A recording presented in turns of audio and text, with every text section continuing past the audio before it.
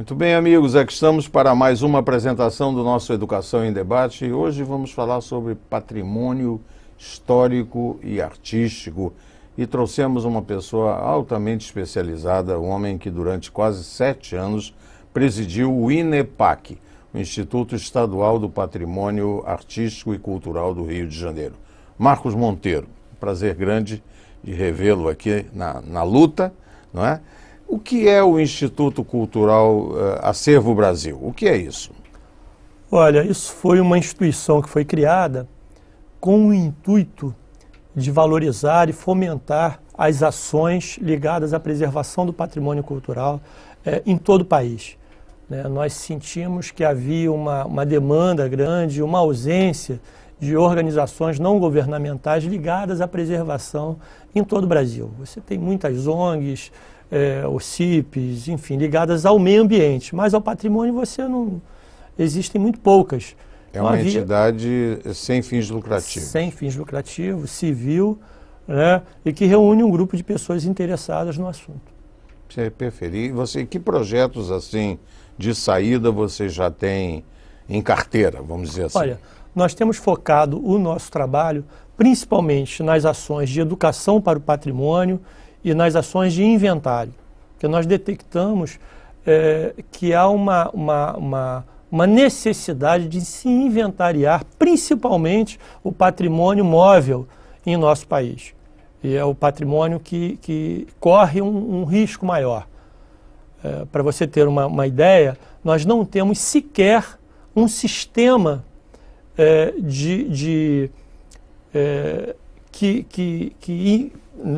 nem de inventário, né, nem de registro do patrimônio sacro brasileiro.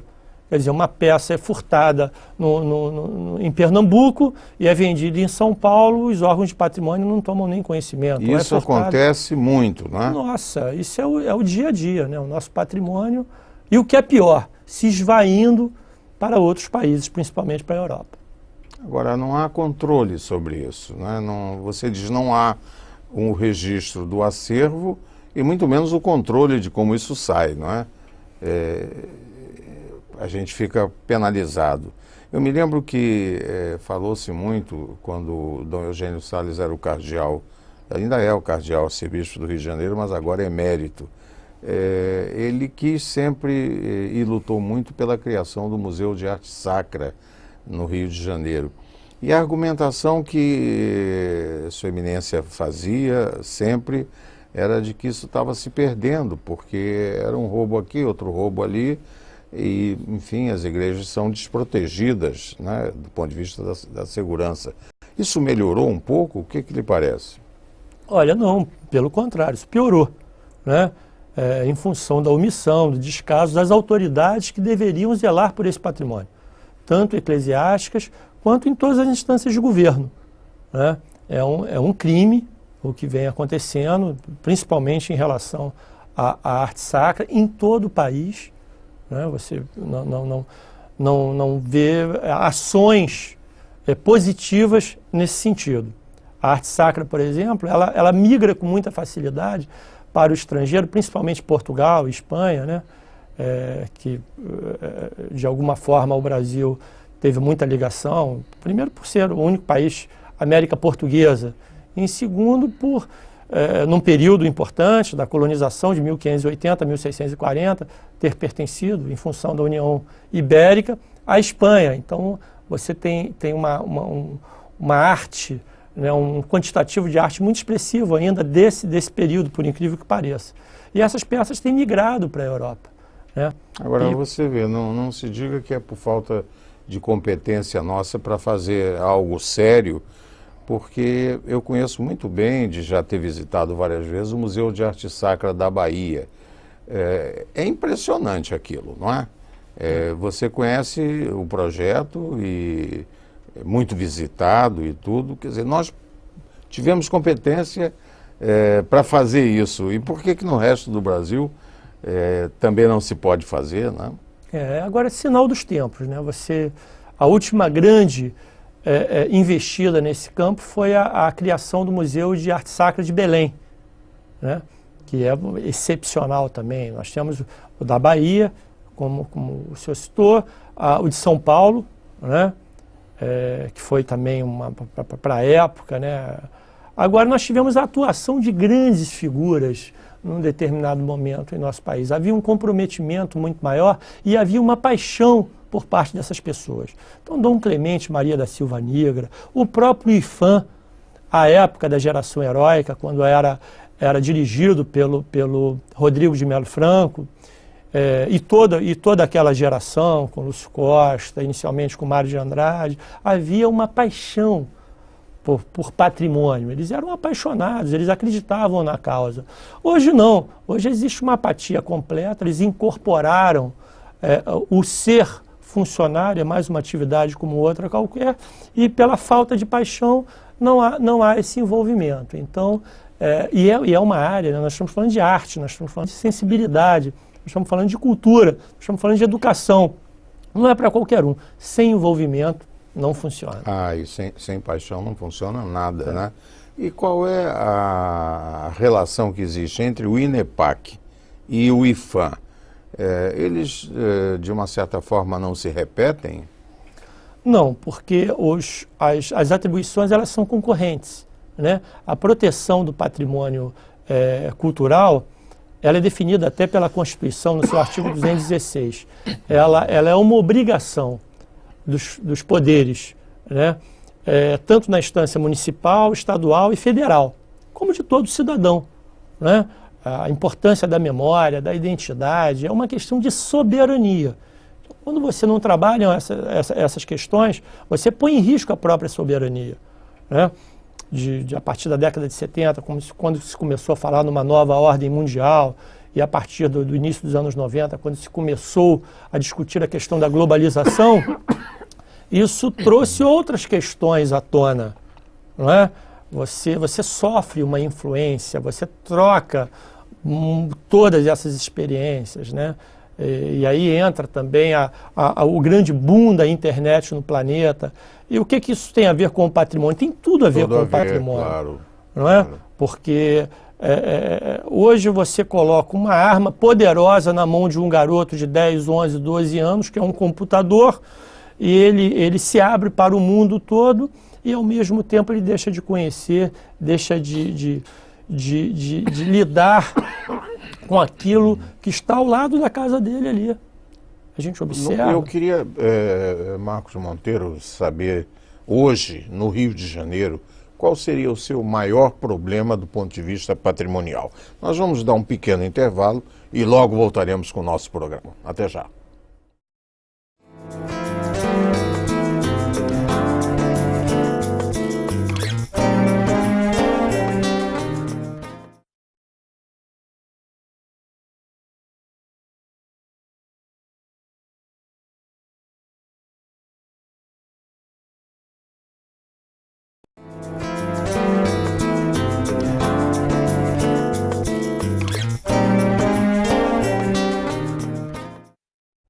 Estamos de volta com o nosso Educação em Debate, hoje entrevistando o historiador, o especialista em patrimônio cultural e artístico, Marcos Monteiro. Marcos, museus. Eu estive semana passada em Nova York e visitei a exposição de Kandinsky no Museu Guggenheim. E no meio da exposição, eles dão acesso a uma parte do patrimônio da própria Fundação Guggenheim. Então, quadros de Picasso, de Monet, de Manet, de Pissarro. É uma coisa impressionante, não é? Nós estamos longe disso. Você acha que para que o nosso público se interesse, é preciso de vez em quando trazer algumas esculturas, como aconteceu aqui algumas vezes, ou o acervo da arte brasileira, ele está preservado, ele pode ser mostrado também. O que lhe parece? Porque eu fiquei chocado, eu vi tanta gente, era um dia de semana, uma quinta-feira, o museu cheio e o restaurante cheio também, e a lojinha também, um movimento incrível. E não era só de criança de escola, não, de adulto, de gente que veio de outros lugares. Por que a gente está tão longe dessa mentalidade? Olha, os nossos museus, eles pecam, né, por não contarem com uma política de aquisição de acervos, né? Hoje você vai a um determinado museu, no Museu da Quinta da Boa Vista, no Museu Nacional, no Museu Histórico Nacional, esses acervos eles não se renovam, porque não existe uma política de aquisição. Você acompanha os grandes leilões, né, no mundo, da Sotheby ou da Christie's, e vê como os museus do mundo todo, né, disputam e adquirem novos acervos. O Brasil não. E cria, portanto, novas atrações. Exatamente. Né? Então, há sempre uma renovação e tudo. Hoje, os nossos museus hoje dependem das exposições internacionais, da itinerância dessas exposições, porque não há nada de novo. Todo o acervo disponível no mercado, ele é absorvido por colecionadores particulares e que, graças a Deus, ainda existem no nosso país. Né? Eles são os salvadores, né, do patrimônio cultural brasileiro, apesar de serem incriminados no dia a dia, como os grandes vilões. Isso Por quê? Por que vilões? Vilões porque eles são considerados o elo final de uma cadeia de ilicitude. Por exemplo, a peça, quando é furtada, a primeira coisa que colocam nos jornais, principalmente os órgãos de patrimônio, quando se colocam, é de que foi uma encomenda de algum colecionador. Isso é criminoso, isso é para justificar a inoperância desses órgãos de patrimônio. Nós devíamos nos aproximar desses colecionadores e valorizando o grande trabalho que é feito por eles. Esse acervo está muito bem preservado na mão de colecionadores. Os colecionadores. Os colecionadores. São brasileiros, naturalmente. A maioria brasileiros. Olha, nós tivemos o privilégio de receber, né, numa instituição pública, que é o Museu Imperial, aliás, um exemplo, né, de administração, e nós devemos isso a Maria de Lourdes Parreiras Hortas, que fez um excelente trabalho durante anos no Museu Imperial, transformou o Museu Imperial, da doação da coleção Gaia, né, uma coleção de iconografia, principalmente do Rio de Janeiro, absolutamente maravilhosa, eu reputo como a melhor do país, e que foi doada ao Museu Imperial por esse mecenas, né, Paulo Fontainha Gaia, para o Museu Imperial. Quer dizer, isso é um privilégio. Agora, pega uma pessoa competente como a que você acabou de citar e trucidam, não é? Por que isso aconteceu? Olha, são muitos interesses em jogo. Isso é da natureza humana, aí entra a política, entra a questão da corrupção, né, entra a questão dos interesses menores. Isso aconteceu com a Maria de Lourdes, aconteceu comigo aqui no Rio de Janeiro, não é? Porque nós tínhamos uma posição muito clara em relação à especulação imobiliária, a esses interesses outros, que não a da preservação, e isso, a princípio, é colocado como um empecilho para o desenvolvimento, né? O que não é verdade. Isso tem que ficar muito claro o que é política de governo, né? O que é um projeto de governo, o que são projetos pessoais, né? E quando existe esse conflito dos interesses particulares se sobrepondo aos interesses coletivos, não há espaço para quem tem compromisso com a causa. Eu me lembro, nós estávamos juntos na Secretaria Estadual de Cultura e alguém queria fazer um outro edifício, um espigão, no meio do Museu Nacional de Belas Artes. E nós não deixamos, né? Nós agimos como Secretaria de Cultura e você como presidente do INEPAC, e nós tivemos uma tabelinha muito bonita, né? Neste e em todos os outros assuntos, ganhamos a parada. Quer dizer, na verdade, quando o poder público deseja, ele impede, não é? Mas quando não quer, quando deixa correr, é o que se vê por aí, né? É verdade. No caso do Museu Nacional de Belas Artes, era um crime que seria perpetrado e que foi impedido graças à atuação precisa e imediata do INEPAC na sua gestão como secretário de Cultura, que foi exemplar nesse sentido, Aliás, eu devo destacar aqui que em governos anteriores jamais, né, o órgão de patrimônio sofreu qualquer tipo de pressão, mesmo que isso contrariasse interesses do governo. Eles acatavam as decisões tanto do Conselho Estadual de Tombamento, e a Secretaria de Cultura imediatamente se colocava ao lado do interesse público, e isso fez com que a instituição crescesse, né, no conceito geral. Isso é fundamental e extrema importância. Agora, Marcos Monteiro, eu quero falar um pouquinho sobre recursos humanos para essa área do patrimônio. Nós vamos dar um pequeno intervalo e logo voltaremos. Até já.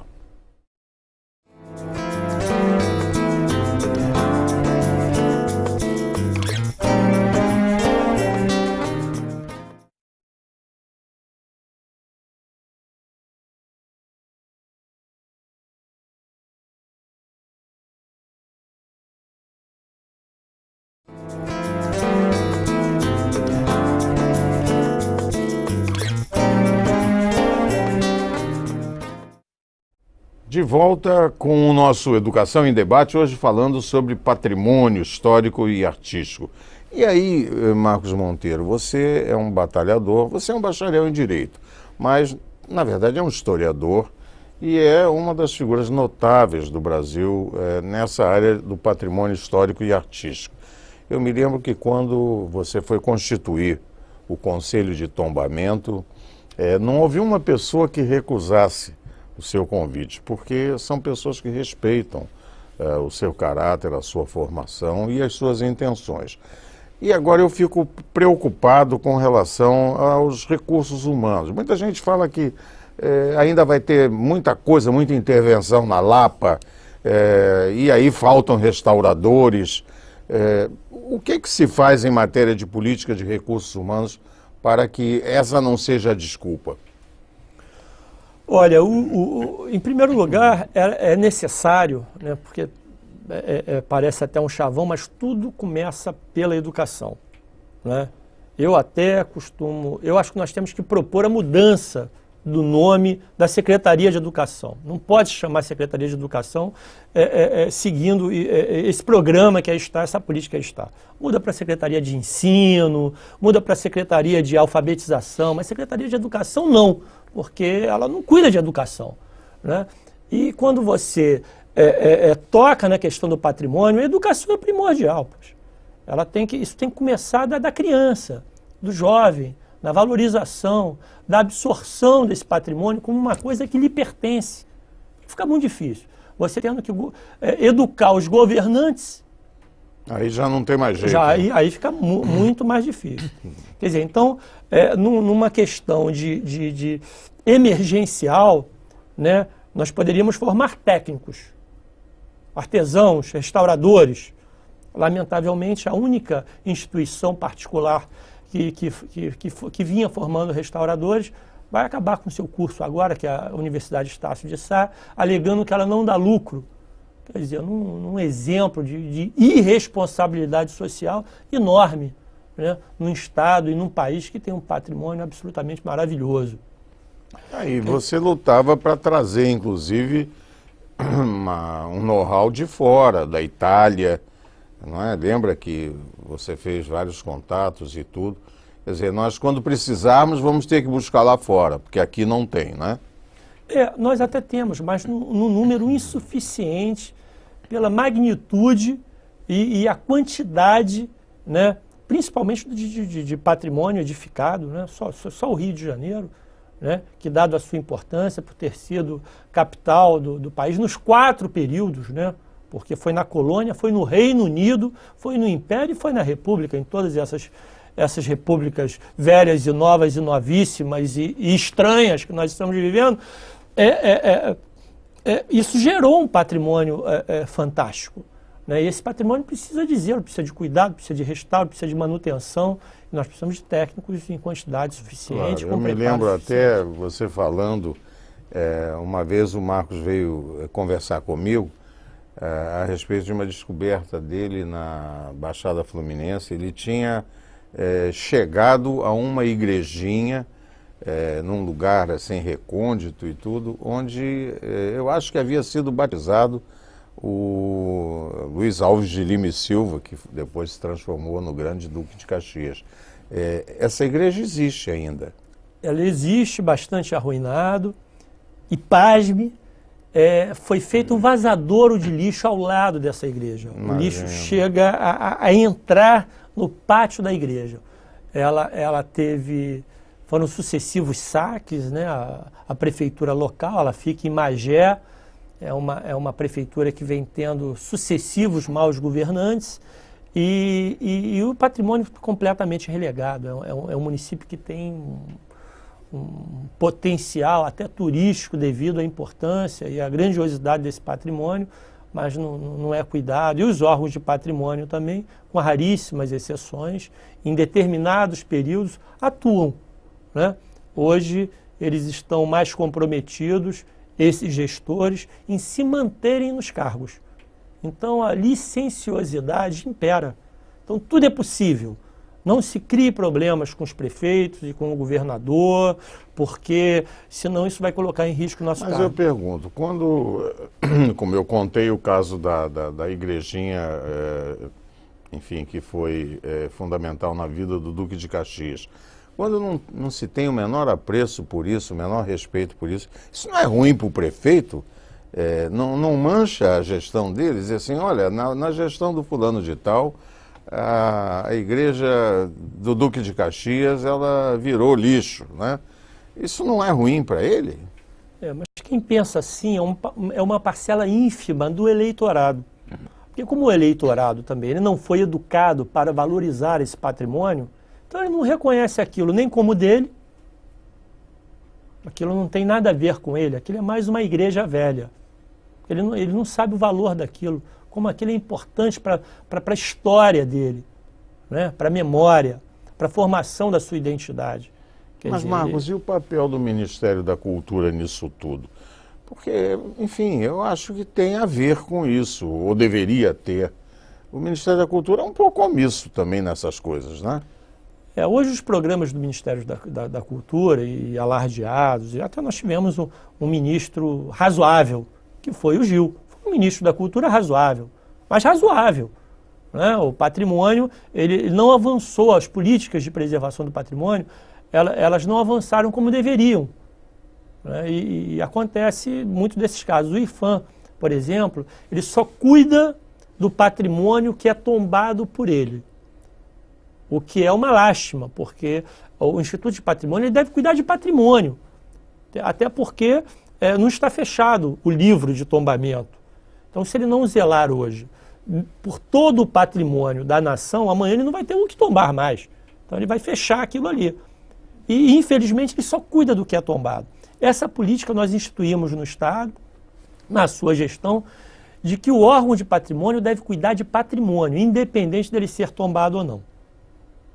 Faz sentido, não é? É óbvio, a partir do momento que a comunidade detecta aquilo como um patrimônio a ser preservado, e não precisa ter uma monumentalidade, de ser um bem palaciano, às vezes uma casa de uma parteira que foi importante no local, mas que guarda, né, toda uma importância para aquela comunidade, para aquelas pessoas ali, ela merece ser protegida. A importância é cultural. Claro. Eu acho que a gente tem um pouco de saudade, Rodrigo Melo Franco de Andrade, né? Lúcio Costa, que parava o fusquinha dele e dizia assim, essa cor aqui foi modificada, não pode, fez isso no antigo colégio anglo-americano, mandou pintar tudo de novo porque queria que voltasse a cor original. Enfim, saudade dessa gente, mas vale o alerta que o historiador, o homem de patrimônio, Marcos Monteiro, fez aqui aos nossos telespectadores. Obrigado, amigo, pela sua presença entre nós. Nós colocamos um ponto final do programa. Voltaremos na próxima semana com mais um Educação em Debate. Até lá.